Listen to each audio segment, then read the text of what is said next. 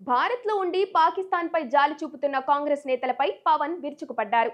పెహల్గాం మృతులకు నివాళి కార్యక్రమాన్ని జనసేన తరపున నిర్వహించారు.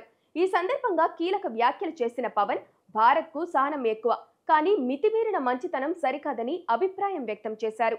పాకిస్తాన్ 3 సార్లు యుద్ధంలో ఓడిపోయినా మన మీద ఉగ్రదాడులు చేస్తూనే ఉందని, ఈ సమయంలో దీనిపై ఓ కఠిన నిర్ణయం తీసుకోవాల్సి ఉందని అన్నారు.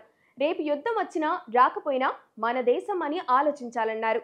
26 మందిని మత ప్రాతిపదికన చంపినా మతాన్ని చూసి చంపలేదని సోకాల్డ్ సెక్యులర్ వాదులు వాదిస్తున్న అంశంపై పవన్ కళ్యాణ్ తీవ్రంగా స్పందించారు.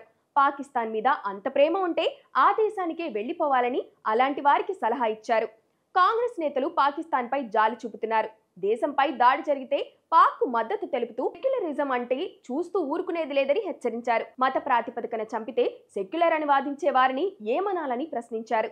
అన్నయ్య సినిమాల షూటింగ్ కోసం ఎన్నోసార్లు కశ్మీర్కి వెళ్లామని, కశ్మీర్ పండిట్ల వలసలను ఆనాడు ఆపి ఉంటే వారు అక్కడే ఉండేవారని గుర్తు చేశారు.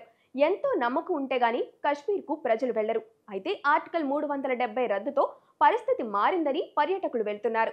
కానీ తీవ్రవాదులు అలజడి సృష్టించారు. చనిపోయిన వారి కుటుంబాలను, వారి బాధను చూశాక ఉగ్రవాదులను చంపేయాలనిపిస్తుందని పవన్ అన్నారు. ఉగ్రవాద దాడిలో చనిపోయిన మధుసూదన్ కుటుంబానికి పవన్ 50 లక్షల సాయం ప్రకటించారు.